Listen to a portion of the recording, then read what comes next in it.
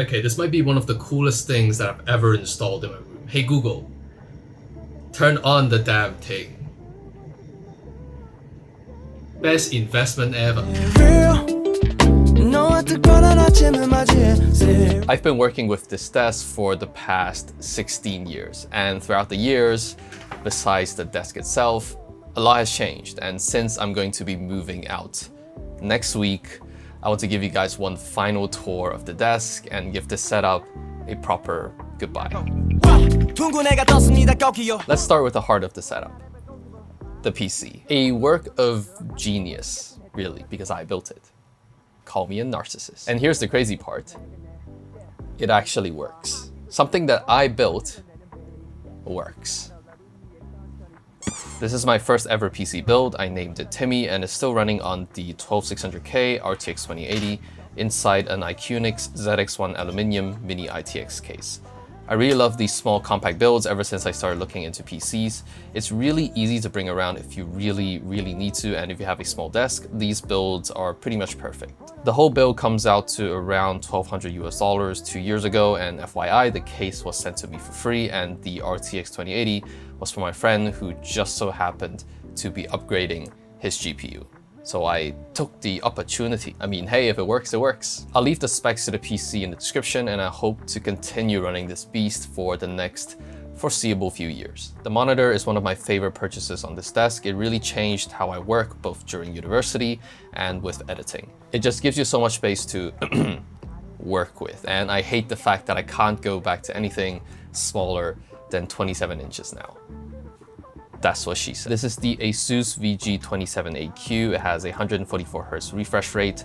As I've said, good for work. I downloaded a color profile online to make the color accurate as fuck. It still has that one pixel that doesn't work, which drives me insane. But other than that, it's been pretty solid. I like to keep my desk wire-free, so both my mouse and keyboard are wireless. To keep them charged more often than not, I use the Ugreen Nexode power bank, 20,000 mAh, 130 watts to keep them charged. This is one hell of a power bank. It's pretty compact and light for something that's 20,000 mAh, and it can charge the iPhone 15 4 times over. So if I'm ever stuck on a mountain for a few days, then this would actually come in pretty handy. The USB-C port can output a maximum of 100 watts. I've been juicing everything up with this power bank, my phone, my mouse, my keyboard, myself, and my favorite thing of them all is this smart display. If you're a nerd like me, then you would love to see that this power bank is currently delivering said watts to your phone. Oh yeah, and if you press the button too much, it actually gets annoyed. No, there you go.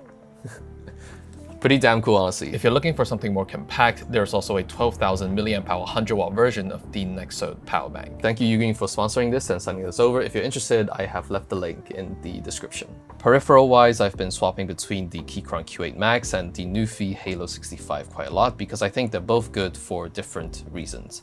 The Q8 Max is an Alice-style keyboard, which is more ergonomic, but I like the general aesthetics of the Halo 65 a little bit more, and here's a quick sound test of both.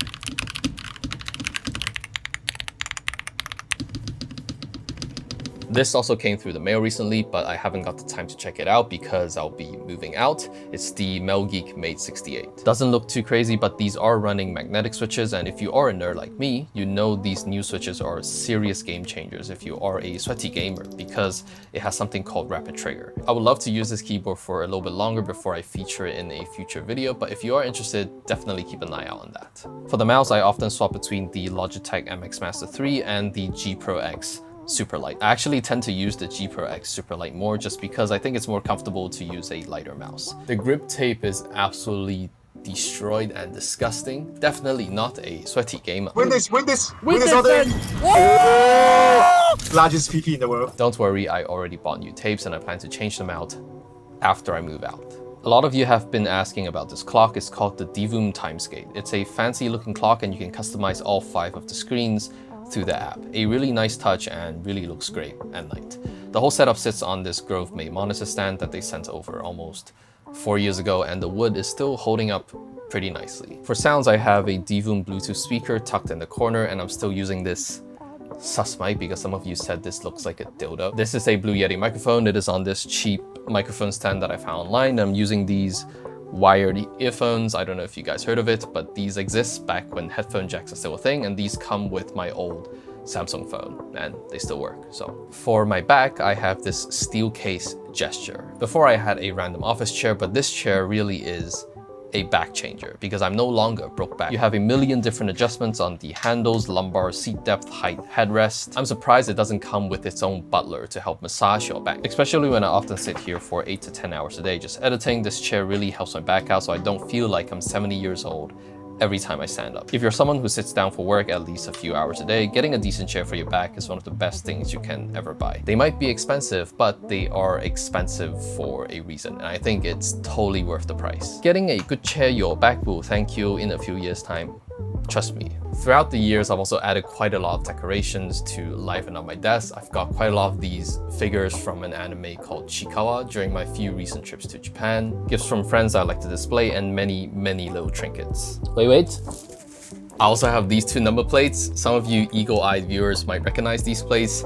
This is from the GTR, and this is from the red GR86 that I drove last year. James gave these to me as a souvenir, and these are legit Japanese number plates. You can't use them anymore because they have been stamped. There's a hole right here, but these are probably one of the coolest souvenirs that a car guy can have from Japan. So huge shout out to James. Also, the YouTube plaque is slowly falling apart. You can see that the decal is starting to fall off.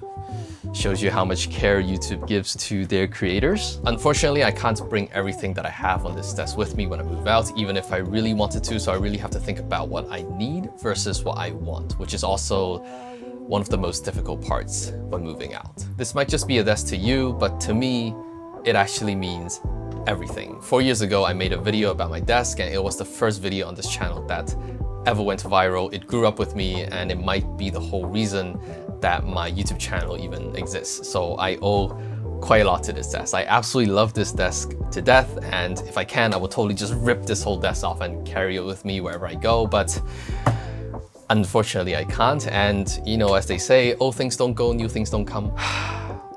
I'm really gonna miss this desk. Like, I've gotten so acquainted to it, and it gave me so many good memories. A very bittersweet moment, honestly, and I don't like saying goodbyes. Maybe a final video of this setup marks a closing of a chapter and an opening of a new chapter of my life. But as always, looking forward to new adventures, and I hope that you have a beautiful, beautiful day wherever you are, and hopefully I'll see you guys soon.